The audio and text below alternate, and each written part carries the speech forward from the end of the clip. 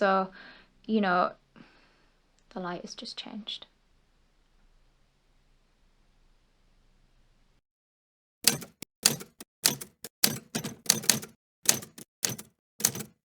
Hi everyone, and welcome to part 2 of my top 10 sewing tools video.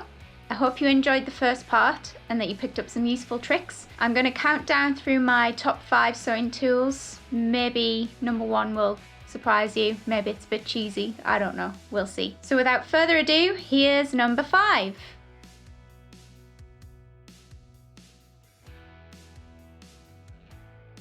Number 5, similar to thread snips, you need a pair of really good scissors. Buy as good a pair as your budget will allow. I use a pair of Fiskars scissors. You can get all kinds, there are loads of different types, but just make sure that you pay, I would say, at least upwards of £20 if your budget allows it. I did manage to survive with a pair of rubbishy scissors that I got as a free gift with my sewing machine for quite a lot of years. Try not to cut anything other than fabric with them because they'll blunt quicker. I know there are so many memes flying about that are like, what do you do to someone who uses your fabric scissors on paper? And apparently it's death. The reason why I say get a pair of scissors as well as rotary cutter is because a rotary cutter just can't really cut everything, or it's pointless, because really a rotary cutter's strength comes in the way that you want it to cut fabrics that'll shift and slink about and stretch out of proportion. A pair of good quality fabric scissors will cut so much easier through something like wool suiting or canvas or corsetry couture, where a rotary cutter isn't really needed. Also, important to note that not all pattern pieces will fit easily on a cutting mat, and unless you want to invest quite a lot of money on a big cutting mat surface, like an A0 cutting mat is £100, and you still wouldn't get all of the panels of a full length dress on an A0 cutting mat. So unless you want to invest a lot of money in a cutting surface, fabric scissors just make sense when it comes to large pattern pieces. Sometimes scissors and the floor are definitely the only option.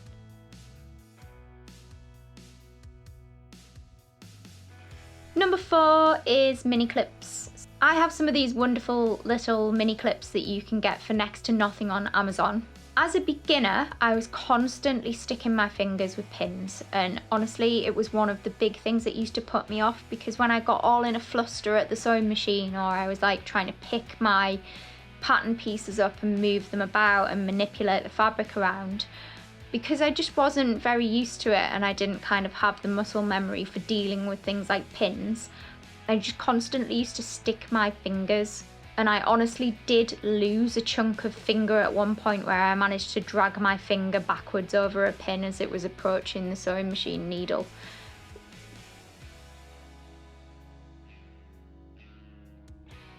Not out of 10, do not recommend. So mini clips are a good option if you're not that confident at sewing, because you're definitely not going to stick yourself with them.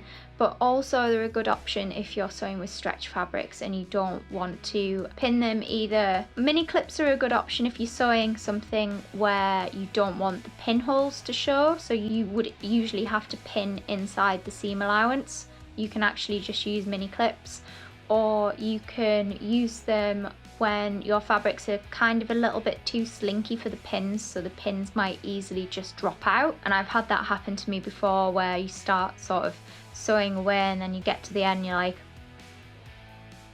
where did those pins go? Oh, they're all over the floor. They're not in the seam allowance anymore. Also, because the pegs are quite visible, there's less chance that you're going to run over one with an overlocker knife, which has happened to me with pins, and trust me, that's not ideal at all.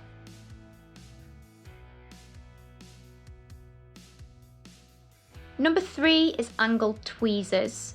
I got a pair of these with each of my overlocker and my cover stitch machines. I use them for threading the overlocker and for threading the cover stitch machine. They're just really useful for that, because there's loads of little tiny eyelets that you have to pass the end of the thread through, and if you try and do that just with your fingers alone, it's quite difficult to do. Also, I might use them for manipulating fabric under my overlocker presser foot, because the gap's not all that big. If I have like a thick piece of fabric, it can just help me guide that under. They're also useful if you have a cover stitch machine for just hooking under and pulling the threads to the front. And when you snip the threads and then pull the entire piece of work to the back and left, it'll lock your stitches off. If you're interested in seeing a little demo of how to use a cover stitch machine, then hit me up in the comments and I'll gladly do a little video.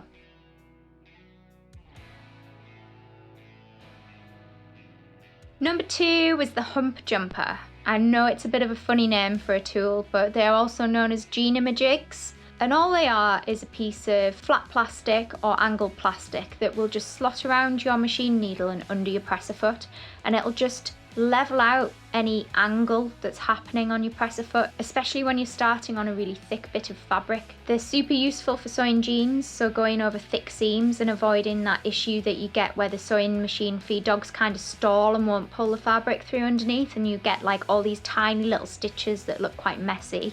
Yeah, just an overall very useful little tool to have around, and I actually got mine free with my sewing machine, so you know, win-win.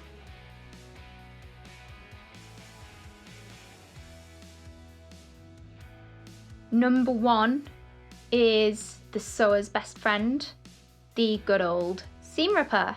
So it's a really obvious thing, but it's the one tool that you will use over and over again in any sewing session. And I know a lot of beginners, myself included, get really anxious actually about starting a new project because what if I mess it up? What if I sew a bit wrong? Lots of beginners are scared of going wrong and what will I do if I sew a bit wrong? But there's absolutely no need to be worried. If you have a seam ripper, you can undo any mistake that you make, and honestly, it's only thread and fabric. You can always rip a seam out and resew it. It's not a problem at all. Most sewing machines will come with one included in the little drawer of gadgets that you get. Otherwise, you can pick them up in haberdashery shops for literally pennies.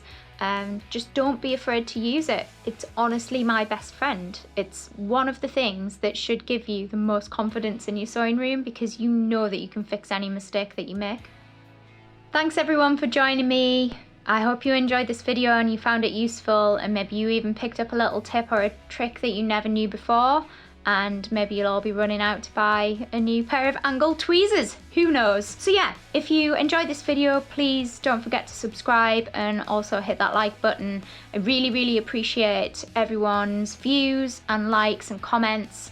If you have any ideas of things that you'd like to see in future videos, please do hit me up below in the comments, and I will see you next time.